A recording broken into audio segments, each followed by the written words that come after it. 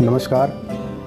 मेरे हॉस्पिटल सार्थक surgical centre में लेज़र के द्वारा हाई टेक्नोलॉजी यूज करते हुए हर तरह की गुर्दे की पथरी का, पेशाब की नली की पथरी का, पेशाब की थैली की पथरी का संपूर्ण इलाज तथा मल मूत्र के रोगों के द्वारा मल मूत्र द्वार का जो रोग है इसमें फिस्टुला, फीसर, पाइलोनाइडल साइनस तथा हेमराइड का लेज़र के द्वारा संपूर्ण इलाज हो रहा है। हमारे यहाँ एडवांस लेप्रोस्कोपिक सर्जरी से gall bladder, complete gall bladder, पित्त की नली तथा आंतों की बीमारियों का, बच्चेदानी से संबंधित सभी बीमारियों का लेप्रोस्कोपिक सर्जरी द्वारा पूर्ण इलाज हो रहा है। चंद्रशेखर आजाद जी चुनाव लड़ रहे उस सीट से मायावती जी को अपना प्रत्याशी नहीं उतारना चाहिए, बिल्कुल नहीं उतारना चाहिए। और मैं चंद्रशेखर आजाद जी से कहना चाहता हूं कि बड़े भाई, अपनी हिम्मत, अपने हौसले को बनाए रखिएगा। आप बहुत सारे युवाओं के रोल मॉडल हैं। जिन लोगों ने आपको धोखा दिया है वो मुंह की खाएंगे। और आपने ये साबित भी किया कि दलित समाज के लोग धोखेबाज नहीं होते हैं। आपको बिल्कुल घबराने की जरूरत नहीं है। आप बहुत भारी मतों से जीत कर आएंगे। अपनी मेहनत को, अपनी ईमानदारी को बरकरार रखिएगा, अपने हौसले को बरकरार रखिएगा। आप जीत के अंदर सदन में जाएंगे। और आपको जीत की अग्रिम बधाई के साथ मैं इस बात को कहना चाहता हूं तमाम नगीना के तमाम लोगों से, नगीना से चंद्रशेखर आजाद जी चुनाव लड़ रहे हैं, नगीना के तमाम लोगों से कहना चाहूंगा कि जी जान लगा दीजिए। ऐसे नौजवान का सदन के अंदर पहुंचना अति आवश्यक है। दलित पॉलिटिक्स के भविष्य को सदन के अंदर पहुंचना अति आवश्यक है। माननीय बहन जी को सदन के अंदर पहुंचना अति आवश्यक है। आपके लिए माननीय बहन जी ने राज्यसभा से इस्तीफा दिया था, सिर्फ आपके लिए माननीय बहन जी को सदन के अंदर पहुंचना चाहिए। के महू से एक संकल्प की शुरुआत की थी जिसका नाम था बहुजन जागो मार्च, और जिसका उद्देश्य था बहुजन नेताओं साथ में आओ, क्योंकि हम अच्छे से जानते हैं कि बिखरा हुआ समाज कभी शासक नहीं बन सकता है। इस बात को चीखते हुए, इस बात को चिल्लाते हुए, पैदल पैदल पैदल पैदल, गर्मी, धूप, बारिश, ठंड में हम लोग पैदल पैदल महू, इंदौर, देवास, सीहोर, सोनकच, भोपाल, विदिशा, खुरई, ललितपुर, झांसी, डबरा, दतिया, ग्वालियर, मुरैना, धौलपुर, आगरा, हाथरस, अलीगढ़, औरैया, फिरोजाबाद, बुलंदशहर, उसके बाद मेरठ, हापुड़, गाजियाबाद, उसके बाद भारत की राजधानी के दिल्ली जंतर मंतर आने वाली बीती 26 नवंबर को हमने बहुजन एकता संकल्प महारैली का आयोजन किया। तमाम नेताओं को खुले मन से हम लोगों ने आवेदन किया, लेकिन जनता वहां तक पहुंची, लेकिन शायद कोई भी नेता इस बात का समर्थन नहीं कर रहा था। एक नौजवान अपने घर से बाहर क्यों निकला था, यह बात आपको समझने की जरूरत है। दलित पॉलिटिक्स के लिए वीडियो बेहद खास होने वाला है, क्योंकि आज उन तमाम बातों पर चर्चा करूंगा जिनके सवाल आप अक्सर मुझसे पूछते हैं। और आज बिल्कुल उन तमाम पत्तों को आपके सामने खोल के रखूंगा कि मैं कहीं से चुनाव लड़ रहा हूं या नहीं लड़ रहा हूं, या मैं किस नेता का समर्थन कर रहा हूं, या किस नेता को आपको वोट करना चाहिए। साथियों, सबसे पहले बात कर लेते हैं डॉक्टर बाबा साहेब अम्बेडकर की। डॉक्टर बाबा साहेब अम्बेडकर ने भारत का संविधान बनाया बड़े त्याग, समर्पण, बलिदान के साथ। डॉक्टर बाबा साहेब अम्बेडकर ने हमें वोट का अधिकार दिया, जिस वोट की वजह से डॉक्टर अम्बेडकर ने कहा कि अब रानी के पेट से राजा पैदा नहीं होगा, अगर पैदा होगा तो वोट से, बैलेट से पैदा होगा। डॉक्टर बाबा साहेब अम्बेडकर की बात को, उस कारवां को आगे बढ़ाते हुए बाबा साहेब अम्बेडकर ने अपने 4 बच्चों की कुर्बानी दी इस समाज के लिए, शोषित, वंचित, पीड़ित समाज के लिए, दलित समाज के लिए, ताकि ये स्टेबल हो पाए, ये खड़ा हो पाए। उनके उस कारवां को, उनके उस मूवमेंट को मान्यवर कांशी राम साहब ने अपना घर, परिवार, अपना सुख चैन सब कुछ त्याग कर 5 प्रतिज्ञाओं के साथ कि मैं कभी घर नहीं जाऊंगा, मैं कभी शादी नहीं करूंगा, मैं किसी की खुशी में नहीं जाऊंगा, मैं किसी की कमी में नहीं जाऊंगा, मैं कोई बैंक बैलेंस नहीं रखूंगा, मैं कोई धन संपत्ति नहीं रखूंगा। इन तमाम प्रतिज्ञाओं के साथ मान्यवर कांशी राम साहब ने अपने आप को भट्टी में आग की तरह झोंक दिया, इस मूवमेंट को आगे बढ़ाने के लिए, दलित पॉलिटिक्स, बहुजन पॉलिटिक्स को स्टेबल करने के लिए। लेकिन आज उनके कारवां को बढ़ाने वाले, उनके नाम लेने वाले तमाम नेता अलग अलग बटे हुए हैं। मेरा उनसे सवाल है कि आप ऐसे जीत जाएंगे क्या आप ऐसे बिल्कुल खड़े हो जाएंगे? आज देखिए ना, तमाम तरह के अलायंस बन रहे हैं, लेकिन अलायंस अगर किसी का नहीं बन रहा तो बन रहा दलित समाज का। जो दलित इस देश में बहुत बड़ी भागीदारी रखता है, जो दलित इस देश में तमाम तरह के कामों में भागीदारी रखता है। जिस दलित समाज से आने वाले थे मान्यवर कांशी राम साहब, सामाजिक परिवर्तन के सबसे बड़े पुरोधा, जिस समाज से आने वाले थे डॉक्टर बाबा साहेब अम्बेडकर, जिन्होंने भारत देश का संविधान लिखा, आज उस संविधान के ऊपर तलवार मंडरा रही है। आज वो संविधान खतरे में है।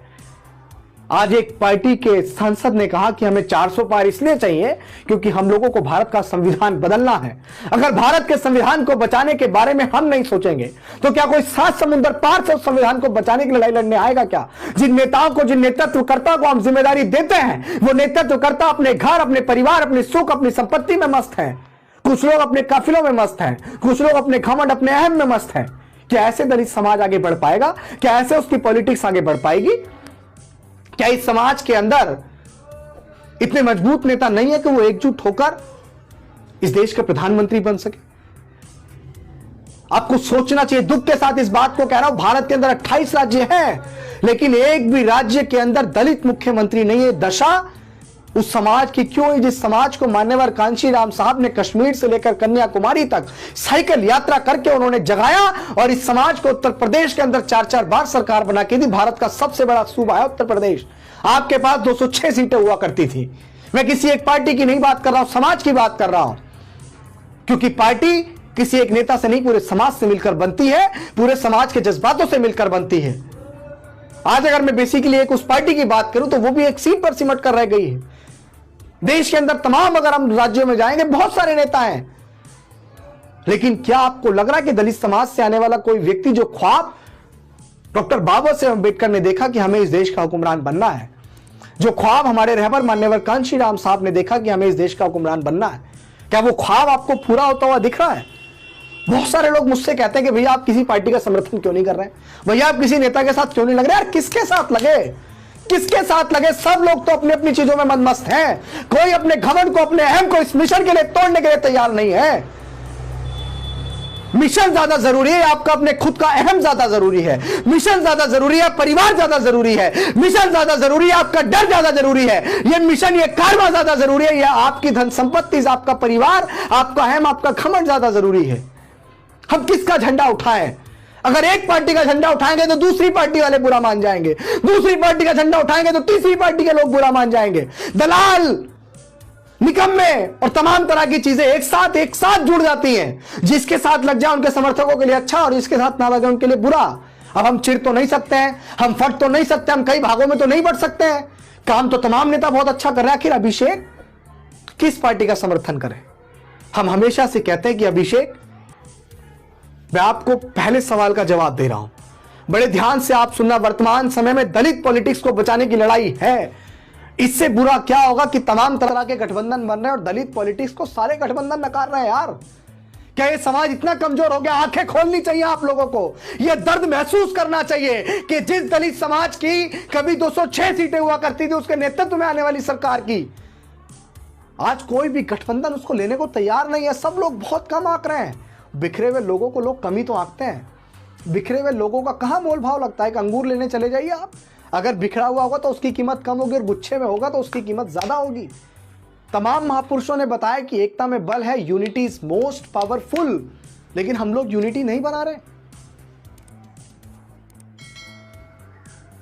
साथियों। लेकिन क्या करें, कुछ तो करना पड़ेगा ना, कुछ तो करना पड़ेगा साथियों। मेरी इस बात को आप लोग गांठ बांध लेना। सबसे पहले अगर आपको भारत के संविधान को सुरक्षित रखना है तो किसी एक पार्टी की कट्टरपंथी आज छोड़नी पड़ेगी, किसी एक नेता की कट्टरपंथी आज आपको छोड़नी पड़ेगी। एक दूसरे पे वाद विवाद करना आज आपको छोड़ना पड़ेगा। इस बात को गांठ बांध लीजिए साथियों। आपका पहला सवाल था, मैं उस पे आ रहा हूं। आपका पहला सवाल था कि अभिषेक जाटव किस लोकसभा सीट से चुनाव लड़ेगा। तो अभिषेक का तो एक ख्वाब है कि बहुजन नेता साथ में आ जाए। मुझे क्या जरूरत है घर से बाहर निकलने की? बहुत सारे लोग समाज की लड़ाई लड़ रहे हैं। मैं आज भी अपने उस मिशन, अपने उस मूवमेंट पे प्रतिबद्ध हूं, वचनबद्ध हूं कि बहुजन नेता एकजुट हों। अगर हम लोग सामाजिक परिवर्तन की बात कर रहे हैं तो दलित समाज का परिवर्तन आप देखिए गर्त में है साथियों। अभिषेक जाटव किस लोकसभा सीट से चुनाव लड़ेगा? आपका पहला सवाल, उसका जवाब दे देता हूं। तो अभिषेक जाटव किसी लोकसभा सीट से चुनाव नहीं लड़ रहा है। उसको वर्तमान समय में राजनीति अभी नहीं करनी है। अगर तमाम लोग राजनीति करेंगे तो मान्यवर कांशीराम साहब के सामाजिक परिवर्तन के मूवमेंट को कौन आगे बढ़ाएगा? राजनीति करने के लिए बहुत सारे लोग हैं। वर्तमान समय में अभिषेक जाटव किसी भी लोकसभा सीट से चुनाव नहीं लड़ रहा है। Now I am not elect the member of parliament election. मैं आप सभी से यह कहना चाहता हूं कि मैं कोई चुनाव नहीं लड़ रहा हूं। दूसरा आपका सवाल कि भैया आप किस नेता को समर्थन करते हैं, तो मेरी इस बात को आप बड़े ध्यान से सुन लीजिएगा।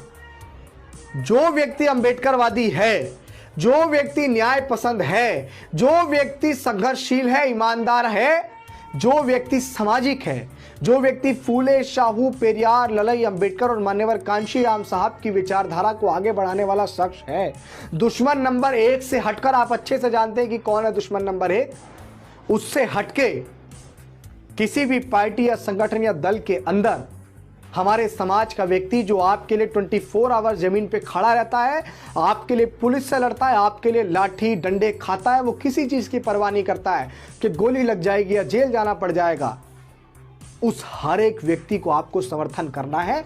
उस हर एक व्यक्ति को आपको संसद भवन के अंदर पहुंचाना है जो आपके लिए बिल्कुल सर के बल चल के आ जाता है, बिल्कुल नंगे पैर आपके साथ खड़ा होता है, आपकी हर दुख मुसीबत में आपके साथ खड़ा होता है, जहां डॉक्टर बाबा साहेब अम्बेडकर, मान्यवर कांशीराम साहब के सम्मान की बात आपके साथ खड़ा होता है। उस हर एक व्यक्ति का आपको समर्थन करना है। साथियों, पार्टी की कट्टरपंथी पे जाएंगे तो आप याद रखना, और भी पार्टियों के अंदर नेता हैं जो अपने खून पसीने को सींचकर इस मूवमेंट को आगे बढ़ाने का प्रयास कर रहे हैं, लेकिन पार्टी के मुखिया के द्वारा उसके संघर्ष को नकार दिया जाता है। चाटुकारों के संघर्ष को ईमानदार समझा जाता है। अगर मैं आपको नाम लेके बताऊं तो आप ये भी सुन लीजिए, देश में दलित समाज से आने वाली भारत की सबसे बड़ी नेता, सिर्फ दलितों की नहीं, सिर्फ बहुजनों की नहीं, भारत की सबसे बड़ी नेता, आयरन लेडी के नाम से मशहूर 10 ताकतवर महिलाओं में सम्मिलित शुमार, सामाजिक परिवर्तन की महानायिका, साथियों आदरणीय माननीय बहन कुमारी मायावती जी, जिस भी लोकसभा सीट से चुनाव लड़ेंगी, आप पूरी जी जान लगा दीजिए, पूरी मेहनत से, पूरी ईमानदारी से, पूरे संघर्ष के साथ उनको सदन के अंदर जाना चाहिए। मैं आपको नाम गिनाए तो अगर वर्तमान समय में इस दलित पॉलिटिक्स को अगर कोई बचा सकता है तो वो है मायावती जी, और अगर दूसरा नाम कोई है तो वो भी मायावती जी, क्योंकि आज वो एक नेशनल लीडरशिप करने वाली महिला है जिसको इस समाज ने चुनकर उस ओहदे तक भेजा है कि वो समाज की जिंदा देवी है। इसके साथ साथ एक और यूथ आइकन बड़े भाई एडवोकेट चंद्रशेखर आजाद, वो भी बेहद ईमानदार कार्य करता है। ऐसे संघर्षशील मेहनत का व्यक्ति को सदन के अंदर पहुंचना चाहिए। मैं तमाम लोगों को कहूंगा, कट्टरपंथी छोड़िए, माननीय बहन जी चंद्रशेखर आजाद और भी बहुत सारे नेता जिनके नाम मैं बारी बारी आपके सामने लूंगा, वो सब लोग हमारे हैं, उनका सदन के अंदर पहुंचना अति आवश्यक है। संसद भवन के अंदर खड़े होकर दहाड़ना अति आवश्यक है। एक कहावत तो आपने सुनी होगी कि दूसरा मारे तो धूप में और अपना मारे तो छांव में। तो साथियों, दूसरे से मरने से बेहतर है कि अपने से पिटा जाए, अपना कुछ तो ख्याल करेगा। साथियों, मैं फिर आपको पुनः दोहराता हूं कि माननीय बहन जी जिस भी लोकसभा सीट से चुनाव लड़ेंगी, अगर उन्होंने नई विचार बनाया है तो मैं कहूंगा कि माननीय बहन जी विचार बनाइए। हाथ जोड़ के आपसे निवेदन है कि समाज बिल्कुल अनाथ हो चुका है, इसको बचा लीजिए, इसको संभाल लीजिए। जिस भी सीट से माननीय बहन जी चुनाव लड़ेंगे, अभिषेक जाटव का पुरजोर तरीके से समर्थन है, खुले तौर पर समर्थन है। एडवोकेट चंद्रशेखर आजाद जिस सीट से चुनाव लड़ रहे हैं, डंके की चोट पे मेरा उनको समर्थन है, वो सदन के अंदर जीत के जाने चाहिए। ऐसे नौजवान संघर्षशील मेहनतकर व्यक्ति को, जो अपने घर परिवार को छोड़कर समाज की लड़ाई ईमानदारी से लड़ रहा है, जो जेल भी गया, लाठी भी खाई, मुकदमे भी खाए, उस व्यक्ति को सदन के अंदर पहुंचना चाहिए। और हर एक व्यक्ति को न्याय पसंद, समानतावादी, मेहनतकश, अंबेडकरवादी, संविधानवादी व्यक्ति को, उस व्यक्ति का समर्थन इस आगामी लोकसभा के अंदर करना चाहिए। उस सीट से अगर कोई और भी पार्टी खड़ी होती है तो उसका समर्थन आपको नहीं करना चाहिए। जिस सीट से माननीय बहन जी चुनाव लड़ती है, अगर उस सीट से कोई और खड़ा होता तो आपको समर्थन नहीं करना चाहिए। महाराष्ट्र के प्रकाश अंबेडकर हैं। साथियों, मैं दलित पॉलिटिक्स की बात कर रहा हूं, याद रखना, क्योंकि दलित पॉलिटिक्स बिल्कुल गर्त में जा रही है। प्रकाश अंबेडकर है, आपको उनका समर्थन करना चाहिए। वो जिस भी सीट से चुनाव लड़ेंगे, हमारा उनको पूरा समर्थन। दिल्ली के अंदर एडवोकेट राजेंद्र पाल गौतम है, जिन्होंने बुद्धिज्म का प्रचार प्रसार करने के चक्कर में मंत्री पद से इस्तीफा भी दिया। ऐसे व्यक्ति को भी संसद भवन के अंदर होना चाहिए, उनका भी आपको समर्थन करना चाहिए। ऐसे बहुत सारे नेता हैं। मैं उम्मीद करता हूं कि मेरी जो भी चीजें, आपने जो भी थॉट अपने मन में बनाया होगा, साथियों, जब तक बहुजन नेता एकजुट नहीं होंगे, अभिषेक जाटव बेसिकली किसी एक पार्टी को शायद ही समर्थन कर पाए, शायद ही किसी एक पार्टी का झंडा उठा पाए, क्योंकि जो तमाम लोग हैं वो सब हमारे हैं, सब अपने हैं। और उन सब लोगों को अपनी अपनी आपसी मतभेद छोड़कर। साथियों, जिस सीट से मायावती जी चुनाव लड़ेंगी उस सीट से चंद्रशेखर आजाद जी को अपना प्रत्याशी नहीं उतारना चाहिए। जिस सीट से चंद्रशेखर आजाद जी चुनाव लड़ रहे हैं उस सीट से मायावती जी को अपना प्रत्याशी नहीं उतारना चाहिए, बिल्कुल नहीं उतारना चाहिए। और मैं चंद्रशेखर आजाद जी से कहना चाहता हूं कि बड़े भाई, अपनी हिम्मत, अपने हौसले को बनाए रखिएगा। आप बहुत सारे युवाओं के रोल मॉडल हैं। जिन लोगों ने आपको धोखा दिया है वो मुंह की खाएंगे, और आपने ये साबित भी किया कि दलित समाज के लोग धोखेबाज नहीं होते हैं। आपको बिल्कुल घबराने की जरूरत नहीं है। आप बहुत भारी मतों से जीत कर आएंगे।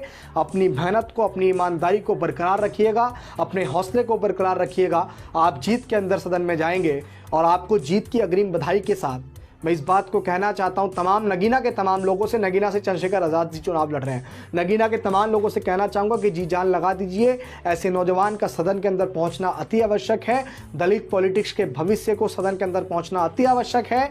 माननीय बहन जी को सदन के अंदर पहुंचना अति आवश्यक है। आपके लिए माननीय बहन जी ने राज्यसभा से इस्तीफा दिया था, सिर्फ आपके लिए माननीय बहन जी को सदन के अंदर। आप इस वीडियो के बारे में अपनी राय अवश्य दें तथा वीडियो को लाइक, शेयर और कमेंट्स साथ साथ चैनल को सब्सक्राइब करना न भूलें।